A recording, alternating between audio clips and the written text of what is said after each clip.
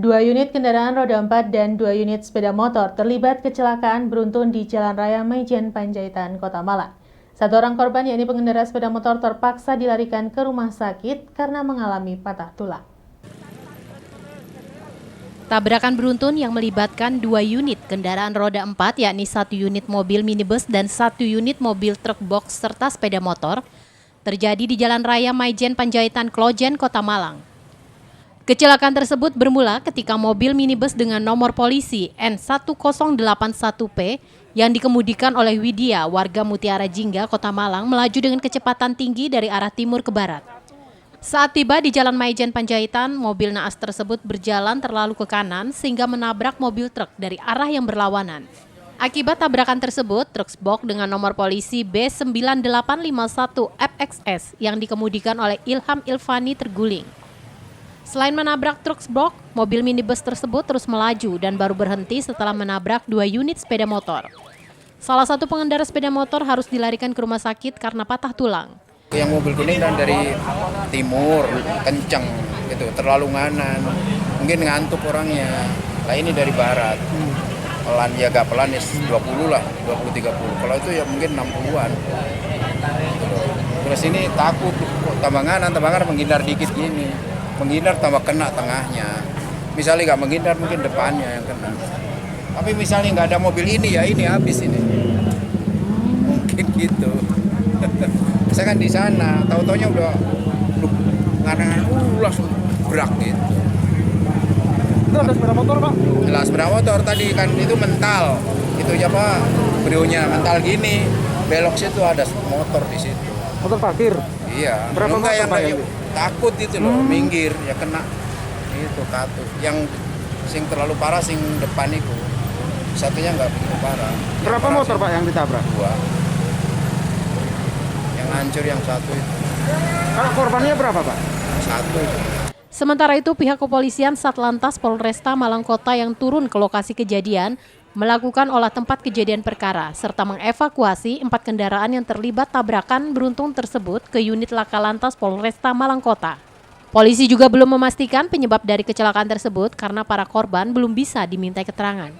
Akibat kecelakaan beruntun ini sempat menyebabkan kemacetan arus lalu lintas di sepanjang Jalan Maijen Panjaitan, Kota Malang. Saat berada di Jalan Bete, di situasinya saat ini ada kecelakaan lalu lintas antara pickup box dengan kendaraan warna kuning, yaitu kendaraan Brio. Ada beberapa juga yang menjadi kena imbas, yaitu ada 2 kendaraan unit roda 2. Untuk korban saat ini luka ringan dibawa ke rumah sakit 1 orang. Dan pengemudi juga dinyatakan selamat untuk saat ini.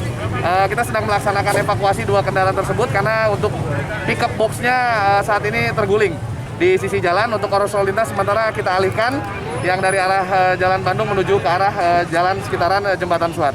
Dan itu apa tabrakannya kenapa Dan? Ya, informasi awal yang kita dapatkan adalah dari kendaraan lajur yang kuning untuk kendaraan mobil Brio mengambil arah dari lawan kendaraannya.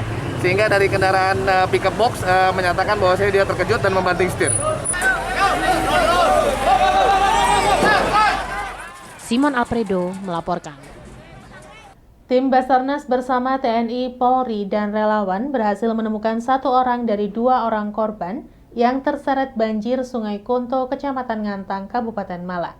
Kedua korban merupakan suami istri bernama Sumiah umur 52 tahun dan Kamit umur 53 tahun asal Desa Melaju, Kecamatan Ngantang. Dan korban yang berhasil ditemukan Basarnas bernama Sumiah yang merupakan istri Kamit. Upaya pencarian 2 korban terseret banjir Sungai Konto, Kecamatan Ngantang, Kabupaten Malang terus dilakukan tim Basarnas bersama TNI, Polri, dan relawan. Pencarian kedua korban tim Basarnas menyusuri aliran Sungai Konto hingga Waduk Selorjo. Hari ke-7 merupakan hari terakhir tim Basarnas menemukan 1 korban dari 2 korban suami istri yang terseret banjir Sungai Konto 2 Februari pekan lalu. Dan korban ditemukan di Waduk Selorjo dalam kondisi tertimbun lumpur di Waduk Selorjo bernama Sumiah asal Desa Melaju, Kecamatan Ngantang. Peristiwa 2 korban terseret banjir Sungai Konto berawal ketika hujan deras mengguyur wilayah Kecamatan Ngantang, Kabupaten Malang 2 Februari pekan lalu. Dan rumah kedua korban berdiri di bibir Sungai Konto. Ketika itu volume air Sungai Konto melebihi ambang batas normal dan menyeret rumah kedua korban pasangan suami istri. Untuk mengetahui apakah benar korban murni korban terseret banjir Sungai Konto, korban bernama Sumi A yang berhasil ditemukan tim Basarnas juga dilakukan visum terhadap jasad korban. Menurut keterangan Kapolsek Ngantang, korban ditemukan di bendungan dengan jarak sekitar 2 km dari lokasi kejadian. Usai dievakuasi, korban langsung dibawa ke Puskesmas Ngantang untuk dilakukan visum yang kemudian diserahkan kepada keluarga. Alhamdulillah, jadi yang dikatakan 2 hilang atau dalam satu keluarga suami istri ditemukan oleh rekan-rekan kita yang dari Basarnas, itu yang dari pihak istri atas nama Suni. Kemudian sampai detik ini karena hari terakhir dari Basarnas untuk pencarian, sehingga kita berdoa untuk hari ini segera bisa ditemukan. Untuk hari ini, hari terakhir dari Basarnas, apabila hari ini tidak atau belum ditemukan, kemudian dari pihak Basarnas hari ini untuk diakhiri dan dilanjutkan dari relawan, termasuk dari RAPI. Kemudian kami sudah koordinasi dengan pihak PJT untuk setiap hari kita bersama-sama untuk melaksanakan penyisiran. Sehingga pada saat banjir bandang tidak diketahui, disitulah akhirnya satu keluarga ini terbawa arus, yaitu suami istri, saudara kami dan saudari Nuni. Kapan itu kejadiannya? Itu kejadian sudah 1 minggu yang lalu.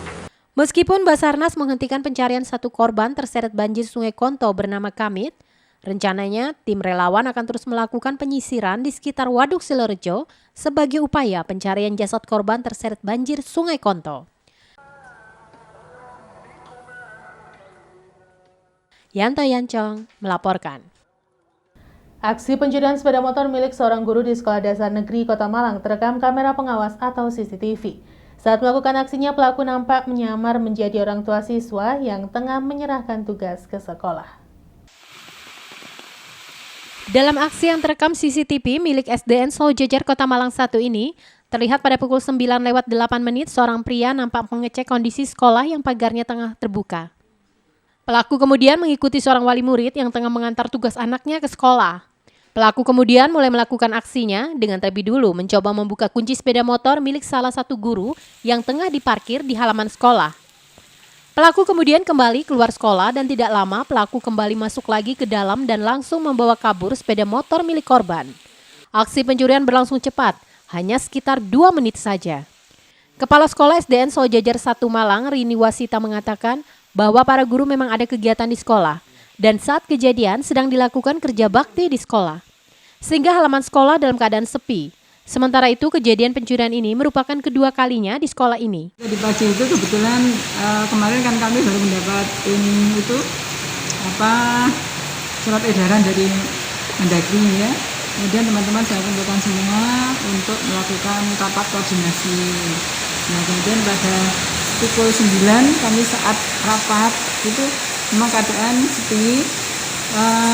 Bapak Ibu guru parkirnya di situ semua. Kejadiannya sekitar jam 9 yang hilang motor Bu Dewi. Salah satu guru. Iya, salah satu guru kami. Itu kan kira-kira mungkin 2 menitan lah bisa kembali lagi. Sudah lapor ke polisi, Bu? Sudah lapor polisi. Polisi juga sudah turun di sini melihat keadaan di sini sudah. Pasca kejadian, pagar sekolah langsung ditutup. Sementara itu, parkiran sepeda motor langsung dipindah di lorong kelas. Kasus pencurian ini pun sudah dilaporkan polisi dan tengah dalam proses penyelidikan Polsek Kedung Kandang. Simon Alfredo melaporkan. Terima kasih Anda masih bersama kami dalam Info 7 Malang Raya. Guna memutus penyebaran COVID-19 di wilayah Kota Batu, pemerintah tengah menerapkan pemberlakuan pembatasan kegiatan masyarakat berskala mikro. Dalam pelaksanaan PPKM skala mikro, Satgas Gabungan Pencegahan COVID-19 di Kota Batu terjun langsung ke desa yang masih tinggi angka kasus terkonfirmasi positif COVID-19. Petugas dari Satuan Sabara Polres Batu melakukan penyemprotan sejumlah tempat yang rawan akan penyebaran virus corona dengan cairan desinfektan. Selain penyemprotan desinfektan, petugas gabungan Satuan Tugas Percepatan Penanganan COVID juga melakukan sosialisasi ke desa-desa dengan membagikan masker untuk warga di perkampungan. Tujuan ini merupakan bentuk pelaksanaan PPKM skala mikro untuk memutus penyebaran virus corona. Kasat Sabara Polres Batu menjelaskan, penyemprotan dan pembagian masker gratis kepada warga di desa ini merupakan bentuk sosialisasi pencegahan COVID-19 yang telah dicanangkan melalui PPKM skala mikro. Sehingga dengan diterapkannya PPKM skala mikro ini, masyarakat akan tahu pencegahan COVID-19 di lingkungan masing-masing. Diharapkan penerapan PPKM skala mikro yang dilaksanakan dari tanggal 9 Februari hingga 22 Februari, penyebaran COVID-19 di Kota Batu bisa terputus. Baik, perlu kami sampaikan untuk PPKM mikro di Kota Batu ini dilaksanakan mulai kemarin, pertanggal 9 Februari kemarin. Ya. Saat ini juga kami bergabung dengan tim, yaitu ada Satpol PP, ada dari Kelurahan, ada dari TNI, untuk melaksanakan sosialisasi ke daerah-daerah yang disinyalir yang akan dilaksanakan kegiatan PPKM mikro. Dan selain kita sosialisasi, kita juga melakukan kegiatan bagi-bagi masker dan penyemprotan disinfektan. Demikian, Mas. Harapan kami yang pertama, khusus untuk masyarakat kita sama-sama untuk memahami tentang pentingnya kita sama-sama untuk melaksanakan protokol kesehatan. Yang kedua, untuk warga yang terkonfirmasi positif di lokasi ini tidak menyebar kemana-mana dan harapan kami segera untuk sembuh. Demikian.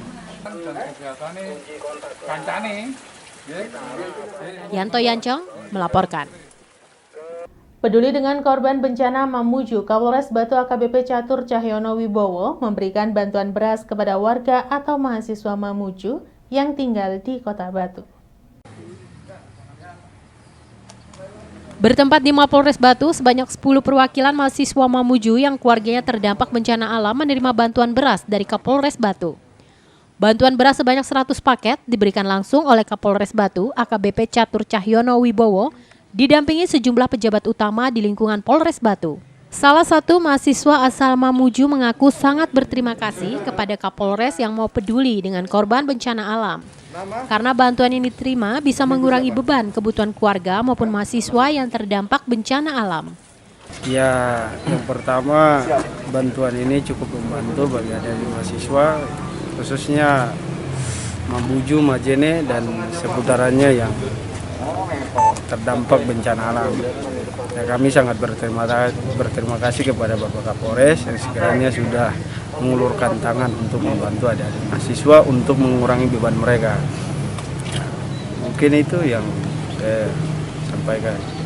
Sementara itu, Kapolres Batu mengatakan bantuan ini sebagai bentuk kepedulian sesama untuk mahasiswa yang keluarganya terkena musibah bencana alam. Dengan bantuan beras ini, sedikit banyak akan meringankan kebutuhan warga yang terdampak bencana alam. Kapolres juga berharap bantuan beras ini bisa dimanfaatkan sebagaimana mestinya dan bisa meringankan beban penderitaan warga yang terdampak bencana alam.